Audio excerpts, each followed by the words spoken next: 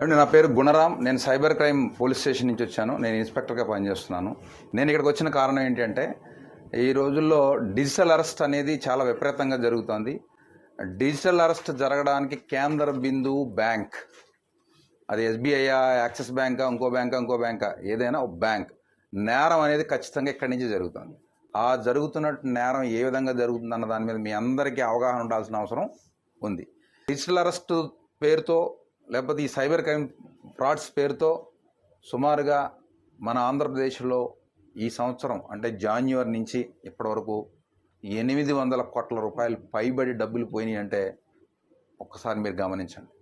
బ్యాంక్కి ఏదో కస్టమర్ వచ్చాడు, ఆయన డబ్బులు ఆయన ఇష్టం కదా, ఆయన ఏదో పేరు చెప్పాడు, నేను రాసేసుకున్నాను, ఆ పేరు కరెక్ట్గానే ఉంది, నేను చెక్ చేశాను, నా పైన ఆయన చెక్ చేశాడు, ఆ పైన ఆయన చెక్ చేశాడు, పంపించేశాం అంటే కుదరదు.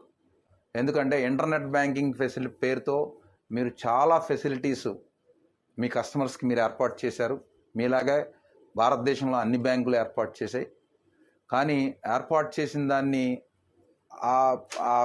ఆ సౌలభ్యాన్ని నేరస్తులు చక్కగా ఉపయోగించుకొని మనకి డబ్బులు కొట్టేయడం జరుగుతుంది. అంటే ఫెడెక్స్ నుంచి కాల్ చేస్తున్నామని, మీకు ఈ కొరియర్ అందకపోతే 2 నొక్కండి 3 నొక్కండి, లేకపోతే మీరు పలానా చోట నుంచి పలానా చోట కొరియర్ పంపిస్తున్నారు, అందులో మీ ఆధార్ కార్డు ఉంది, మీ ఫోన్ నెంబర్ లింక్ అయ్యింది, అందులో ఈ పాస్పోర్ట్లో లేదు MDM మాదక ద్రవ్యాలు పంపిస్తున్నారు, ఇలా ఏదో రకరకాలుగా వస్తున్నాయి. ఆ టైంలో మిమ్మల్ని ఎవరితోని మాట్లాడనివ్వకుండా మిమ్మల్ని వాళ్ళు అరెస్ట్ చేసినట్టుగా డిజిటల్గా అరెస్ట్ చేస్తున్నామని చెప్పి టోటల్గా మిమ్మల్ని భయభ్రాంతులకు గురి చేసి మీ దగ్గర ఉన్నటువంటి FDలు అవన్నీ కూడా బ్రేక్ చేయించి RTGS ద్వారా మీ బ్యాంకు వచ్చి ఇక్కడి నుంచి అమౌంట్ని వాళ్ళు చేసేసుకోవడం జరుగుతుంది.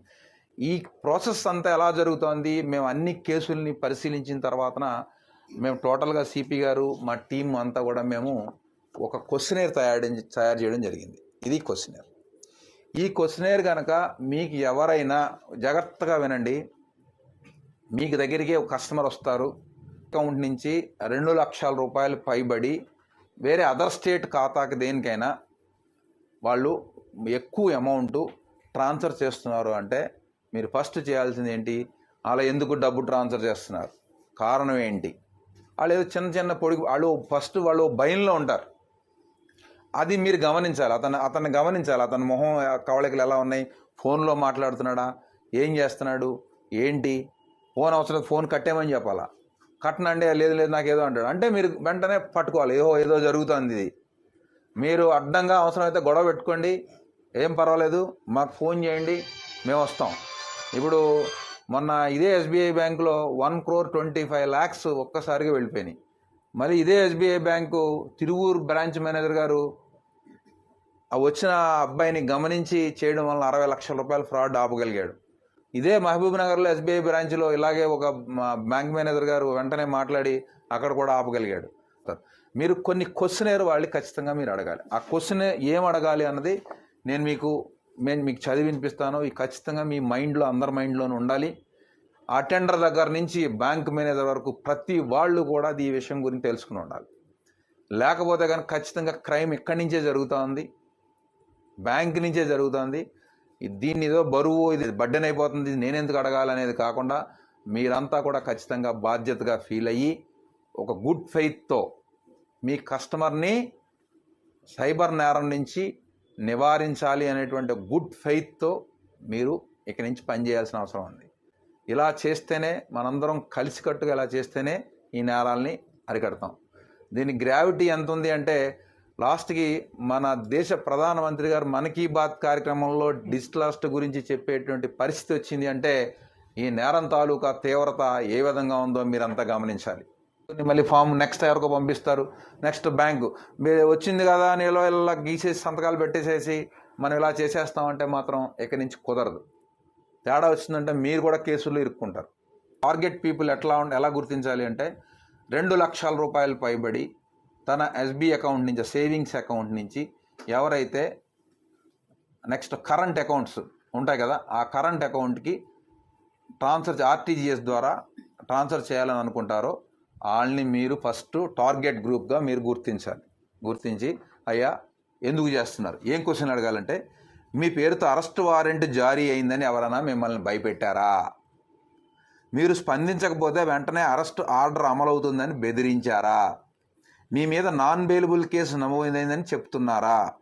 మీ కేసు లా ఎన్ఫోర్స్మెంట్ ఏజెన్సీలకు పంపించామని బెదిరిస్తున్నారా? అరెస్టుకు ముందు ఇది మీకు చివరి హెచ్చరిక అని బెదిరించారా? మీ ఖాతాలో అనుమానాస్పద లావాదేవీలు గుర్తించామని చెబుతున్నారా? మీ ఫోన్ నెంబర్ క్రిమినల్ కార్యకలాపాలకు లింక్ అయిందని భయపెడుతున్నారా? విదేశాలకు కొరియర్ ద్వారా పంపుతున్న ల్యాప్టాప్లు, పాస్పోర్ట్లు, సిమ్ కార్డులు, మాదక ద్రవ్యాలు వంటి నిషేధిత వస్తువులు మీ పేరుపై ఉన్నట్లు ఎయిర్పోర్ట్లో గుర్తించామని చెబుతున్నారా? మీరు నిషేధిత కంటెంట్, ఉదాహరణకు చైల్డ్ పోర్నోగ్రఫీని యాక్సెస్ చేశారని ఎవరైనా బెదిరించారా?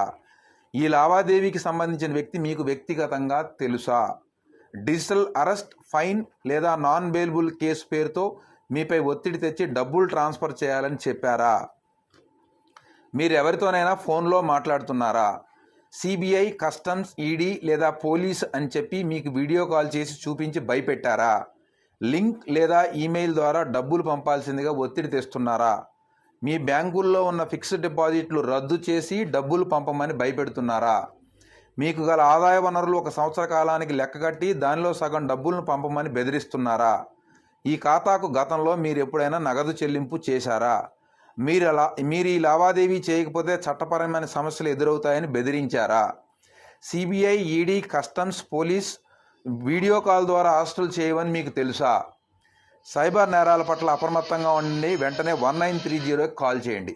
నేను యాక్చువల్గా ఈ క్వశ్చన్ అంతా చదవడానికి 1 మినిట్ లేదా 1.5 మినిట్ పట్టింది. కస్టమర్ని మీరు జాగ్రత్తగా ఛాదస్తంగా అతను తిడతాడ తర్వాత విషయం తర్వాత, ముందు ఈ క్వశ్చనేర్ కనుక మీరు అతనికి వేయగలిగితే ఈ క్వశ్చన్స్ అన్నీ కూడా ఆల్రెడీ అతను ఫేస్ చేసి ఉంటాడు. అతను ఒక భయంలో మీ దగ్గరికి వస్తాడు, ఓ భయంలో ఉంటాడు. ఈ అడిగితే ఎస్ ఇవన్నీ అడుగుతున్నారు, వాడు కూడా నన్ను అడిగాడు, ఇది ఫ్రాడ్, ఇది ఖచ్చితంగా నా డబ్బులు కొట్టేయడానికి ఎవడో ట్రై చేస్తున్నాడు అని ఆ క్షణం నుంచి మీరు అతన్ని బయటికి తీసుకురావాల్సిన గురుతరమైన బాధ్యత మీ అందరి మీద ఉంది. అది మీరు మాత్రమే చేయగలరు. మీ కస్టమర్ని మీరే రక్షించాలి. కస్టమర్ ఎటువంటి పరిస్థితిలో ఉన్నాడు అనేది కూడా మీరు గమనిస్తూ ఉండాలి. మీరు ముఖ్యంగా మీరే చేయాలి. అటెండర్లు, సెక్యూరిటీ వచ్చిన వాళ్ళంతా సార్ ఇక్కడ ఇటువంటి చూడండి అని మీరు చదివిపించాలా.